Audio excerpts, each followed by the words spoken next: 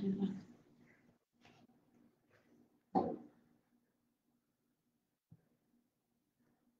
trying to figure out the slideshow button. All right. Beginning. Okay, everyone. This is Taylor Eves going live with you. Today we're talking about connecting emotions through aroma.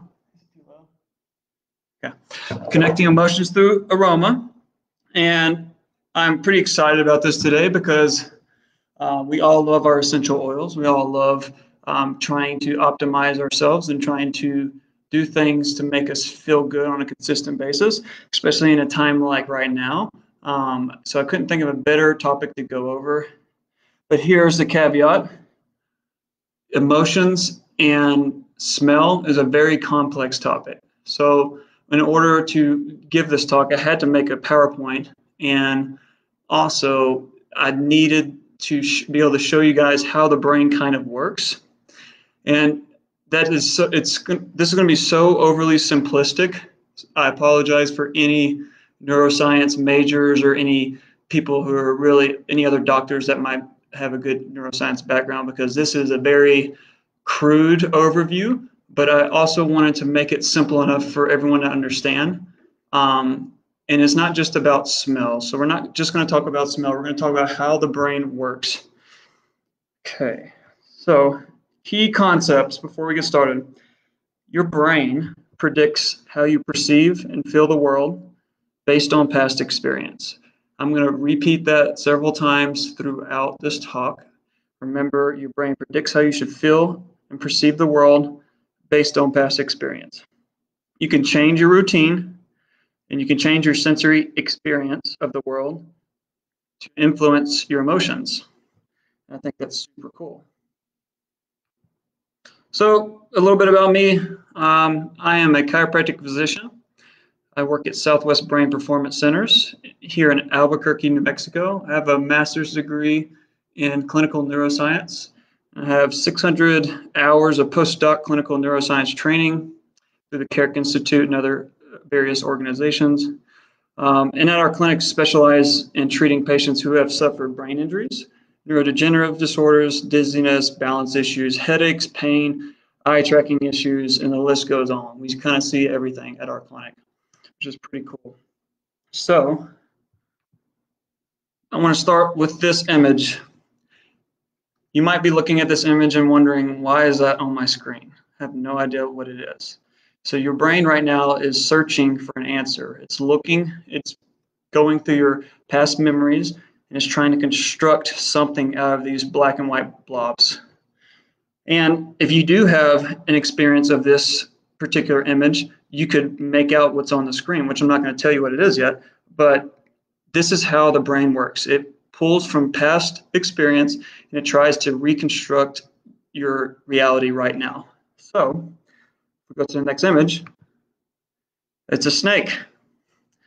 So your brain was able, it was searching, it was what we call sensory blindness, cortical blindness, and you were looking for an answer and you didn't have one, or at least I hope you didn't.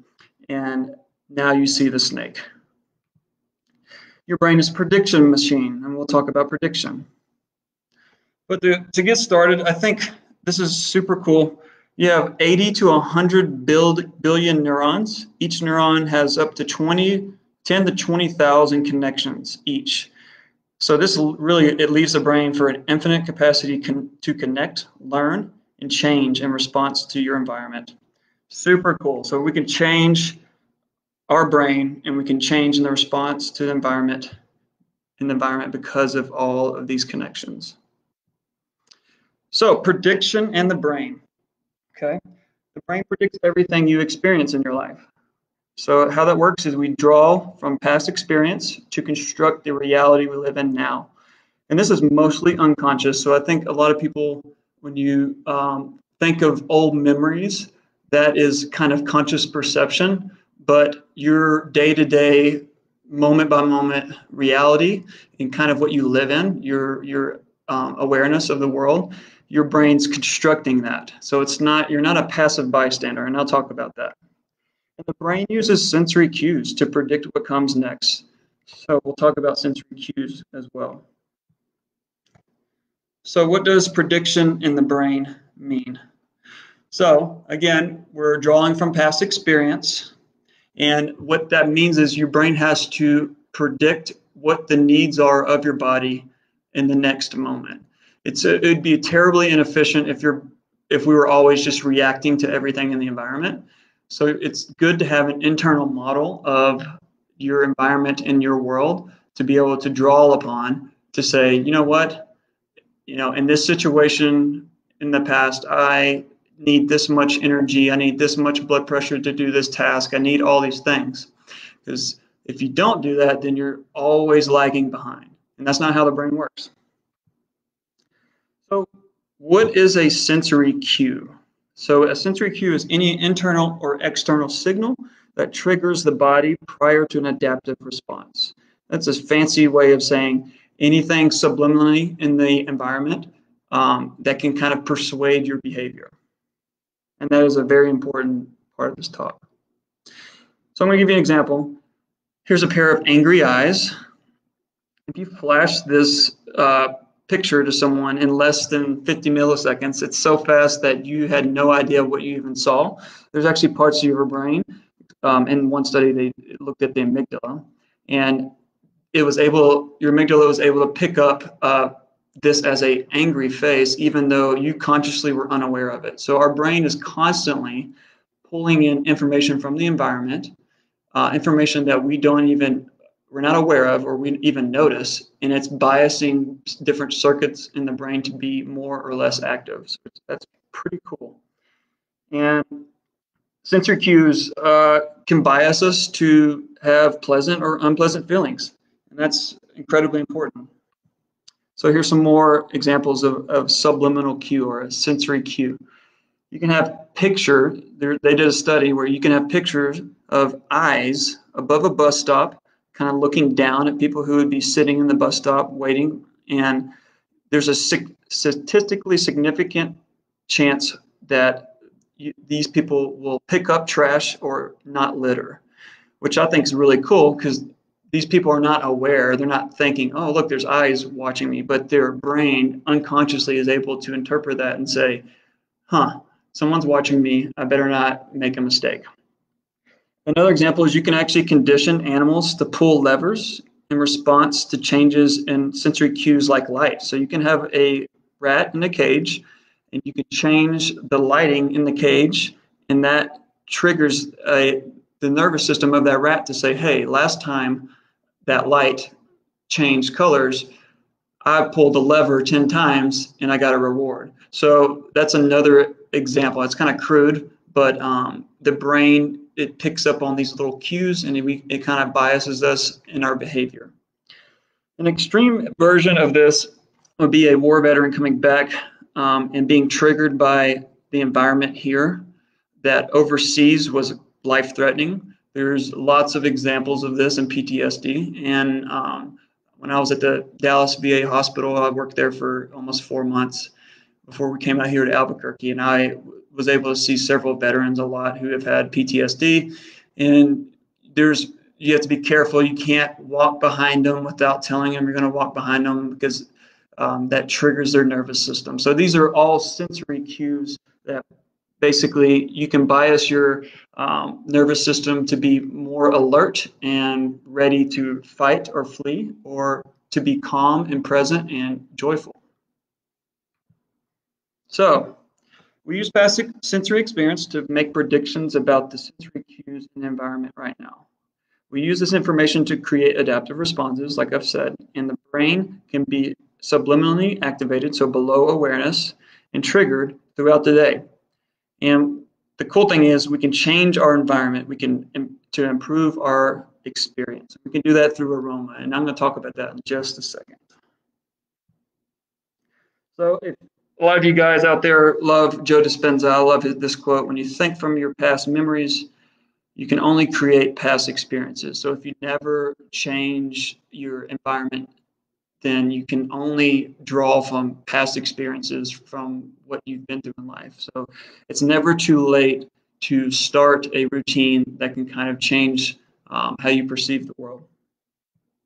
So again, important concept, and I'm going to keep hitting this over and over because I want people to understand how the brain works. Is you actively construct your experience. You're not a passive bystander, so you're not just responding to the world. Your brain is always predicting what's coming next. And you're always using past experience. So, you know, we see this with people. We see people who are happy-go-lucky. Nothing bothers them, and you got to think these people probably grew up in a past where that was their experience, and they have those experiences to draw upon. So now I want you to look at this picture again from earlier, and now that you have past experience from this picture, you can now look at this and construct the snake again. So I think this is super cool. So it's almost impossible not to see the snake now, and it seems so effortless, but that's the brain pulling from past experience and allowing you to construct this image. Here's another example. This is a blob. It probably means nothing to you. It meant nothing to me when I first saw it. And if I just do this, now you see this bear kind of looking at you. And if I make the bear go away, now you probably can reconstruct that bear from that past experience. Although that was quick, this is how the brain works. It doesn't need much to be able to draw upon. This is one of my favorite examples. So if you look at this, you probably see two triangles, and you would be wrong because your brain is actively predicting based on past experience. You're looking at this image and you're saying, oh, look, those lines kind of similar look like triangles that I've seen before, so there's a triangle. But if you look at my cursor and you look right here and you only focus in here, you see that clearly there's no line going from here to here. So when you're looking back at a 500-foot view and you're looking at this picture, you think, oh, there's two triangles. But in reality, there's actually no lines. Your brain's actively creating that perception for you. So this is how the brain works. All right, here's another example. It's called imagery. So here, try this. I want you to imagine a bright red apple. You're looking at this apple. Now imagine taking a bite of that apple. Imagine the taste of the apple, the sour, the sweetness of that apple. And chewing the apple, imagine the sound that you're making while you chew the apple and the enjoyment that you have from eating this apple, taking a bite out of it. You have just performed a prediction in your brain. So anytime you think of anything, your brain is pulling from past experience to construct an image in your brain that you're able to perceive. So this is just another way. So you can, your environment can prime you, and so can your thoughts. And it's really cool. But let's talk about smell. That's what this talks about, smell and emotions. And smell is a very primitive sense, one of our most primitive. And we have a direct connections from the olfactory bulb, which you see right here, to parts of the brain called the interoceptive network or salience network. What you don't see here is just multiple brain areas that come together that take in environmental information and create adaptive responses. And a lot of people use fancy terms like limbic structures or limbic system, but this has a major input. So we know smell has a big input to and can really influence your emotions. And it can give us those feelings of being pleasant or feeling pleasant or disgusting. So here's a diaper. Right now you're drawing from past experience and you're wondering why the heck is there a diaper here? But nevertheless, there's a diaper. And I want you to play this game real quick. Your first thought was, oh, that's disgusting. Everything about a diaper is not, I feel sorry for all the moms out there. Hopefully I'm not bringing up any past negative experiences that you might have. And I want you to think about this diaper, and I want you to think about vegetables. Okay, you're looking at these vegetables. Now I want you to think about pureeing these vegetables, putting them in a blender, and you blend them up, and you get this nice puree. Okay, so you get this puree and you then smear it. You can do this experiment at home. You can smear this vegetable on a diaper, and your brain is going to go crazy. So your brain's going to look at the smear, and based on past experience, you know that a smear on a diaper is usually associated with a nasty smell and an unpleasant experience. This is your brain predicting the sensory experience it believes you're going to have based on your past. So a lot of people, if you do this at home, it's kind of funny. You will almost swear that you're smelling poop whenever, and you might even gag. You might be repulsive at even looking at it. But this is your brain actively predicting. It's like, hey, I know that a diaper with a smear on it is not pleasant, so I'm going to predict my sensory experience. I'm going to construct that, and you perceive it that way. So I think it's pretty cool. So you can't tell your subconscious which memories to draw upon. It's not that easy, but what you can do is set yourself up for positive experience. You can change your environment, you can change your routine to bias your nervous system to predict positive experience in your life. And you can do this with all senses, with the brain, because the brain uses a prediction model for everything, but smell has such a significant input to emotional parts of the brain. And it's such an easy way, especially if you're using essential oils, that you can create routines that help you promote a more positive experience. And I'll explain that in just a second. So how do we use essential oils as sensory cues? Remember we talked about sensory cues, something in the environment triggers your nervous system to make you feel a certain way or predict a certain outcome. Well, you try them. It's that simple. You try oils that make you feel amazing.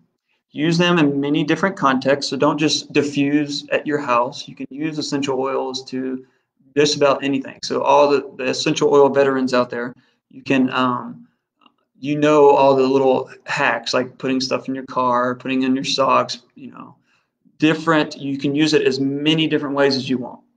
Everyone enjoys different smells. And why is this? It's because we all have different past experience. And this biases one person to like a certain scent more than someone else because somewhere your brain is thinking, hey, that smells like that one time that made me feel that certain way. So it's all past experience. So this means you can create a routine right now that can change your brain to predict positive experience tomorrow. And I think that that's the main reason I wanted to give this talk, because you can literally start creating routines using essential oils to bias your nervous system to be in a more peaceful, pleasant state. So why and how should we use doTERRA oils in aromatherapy? Why is because doTERRA has one of the cleanest products on the market, and they actually have therapeutic benefits. And how do you use them? Just like you do right now. You diffuse. You can use all different kinds. Please don't just lock yourself down to using your 1 to 3 different oils and that's it. You want to branch out your sensory experience. You can use in meditation. Use on your mask. This shout out to Erin Nolan. Thank you for this. She told me about putting oils in your mask, and I use this at work every day and I absolutely love it. I use On Guard. You can use during stressful events like public speaking, as long as you're creating a routine of oils to bias your nervous system, okay? This is how I use aromatherapy. I use when I meditate. So in the mornings, I do about a 5 to 10 minute meditation. You can diffuse, but what I do is just put a couple dabs on my mustache and I just breathe in that way. Some people would say that's crazy, that's too strong, but that's what I like to do. Again, I use the oils in my face mask at work, and you can use them in diffusing in the car and many other places. Here are my favorite oils, actually. Douglas fir, cypress, arbor vitae, and balance. These are my 4 go-tos. Arbor vitae, I would not recommend putting in a car or in your mask that you're wearing around public because that's very strong. I just like to use it in my meditation sometimes in the morning, because these oils remind me of positive experiences growing up. You'd be surprised when you go, if any of you meditators out there use oils, you can switch an oil each day, and each oil might start biasing your memories that you're drawing from, like in certain instances. So I noticed that when I put Douglas fir, and I'm smelling Douglas fir, it's reminding me of hunting, when I used to go hunting with my dad when I was younger and things like that, versus like if you use like a cinnamon or some type of oil like that, like it makes me think of um, cooking and Christmas time and things like that. So you have those experiences and you use these oils to that are make you feel good. I mean, just because we say in doTERRA citrus oils make you have more positive experience, I don't necessarily believe that for every person, because some people might have had negative experiences to different oils like citrus oils. So, and I've seen that in practice. So you can't just, I think that you should branch out and you should try as many different ones as you can. All right. So keep doing the things you're doing. I just wanted to say that. So actually, this is how I use aromatherapy in my practice. So to be compliant here, I am not treating conditions with aromatherapy. I'm just trying to bias nervous systems to enjoy essential oils in a particular fashion, I guess. So with our concussion patients, I usually have them go through a list of oils. So they come in and they're going to have, we treat people for week-long periods, multiple times a day, people with head injuries. And at the beginning of the week, I might lay out 10 different oils and I ask them, hey, can you pick, at least one or two of these oils that you really jive with, something that you really enjoy. And then we'll always have them apply it to different, like their shirt or whatever, and have them smelling these oils throughout the week as they're doing therapy. And I do this because I believe like I'm creating a context of safety, and whenever someone can trust me and someone feels good emotionally, it enhances learning and the motivation to go through our work. And another cool thing that we do is with our memory impaired patients, something we do is I have them recall. So I'll have a list of like 7 to 10 different oils, and each day, multiple times throughout the day, we might have them smell each oil and try to recall, okay, that's this oil, that's that oil. And I use that a lot. Might even give stories. So I'll have them, I'll give a story, like say I have a citrus oil and I let them smell it and I'll tell them, hey, can you tell me, like I'll give them a story and they have to, when they smell it the next time, they have to repeat that story back to me the best that they can. And then I also like have them give me their past experience, like when they smell something, hey, what does that remind you of? And a lot of people will, if you use something like a rosemary, I like is, everyone has experience with that in eating and stuff like that and cooking. And I'll have people give me, and they'll tell me about their rosemary experience, or like they had it in their garden. And then I try to make them relive that experience. So I'll have them, when you're out in your garden, where was your rosemary at? Can you visualize yourself picking it? Can you, visualize yourself cooking with it? So just things like that. So we use a lot of aromatherapy in my practice. And if you ever have any questions about that, you're more than welcome to message me, because I think it's really cool. Wrapping up here, we have just about another minute or so. Here's some cool resources. I actually use this meditation. It's called Priming by Tony Robbins. I absolutely love it. It's like 15 minutes long. It really makes me, it jumpstarts my day. I feel great. So I use my essential oils and aromatherapy along with my priming meditation, and I swear by it. Joe Dispenza, I don't do his I don't use his meditation practice, but I know a lot of people use it, and I highly recommend that. And I used Lisa Feldman. She's a rock star researcher on emotion, and I used her book to come up with this PowerPoint presentation. But I must warn you that it's a very difficult book to read if you don't have a neuroscience background, just to let everyone know. And lastly, here's the last slide, is your brain is constantly predicting what you should feel right now. And it does this based on past experience. This means right now you could start to create routines that set you up for positive experiences. So you can set your brain on a trajectory to pull from positive past experience. And you have to do this by creating a routine, whether it be starting your day off with meditation, diffusing at work, putting it in your oils in your mask, putting oils, on your temples throughout the day, diffusing on your way home. So you're trying to bias your nervous system to experience more positive vibes. And smell can be a very powerful way to do that. So I recommend you guys to, I hope that you enjoyed this. Again, very simplistic overview about how the brain works, but just know that you can use these products with aromatherapy to really change how you feel day to day. And that is it. I hope everyone has a great rest of your day. And I don't know when you'll be watching this, but whenever you watch it, thank you. And you can always message me.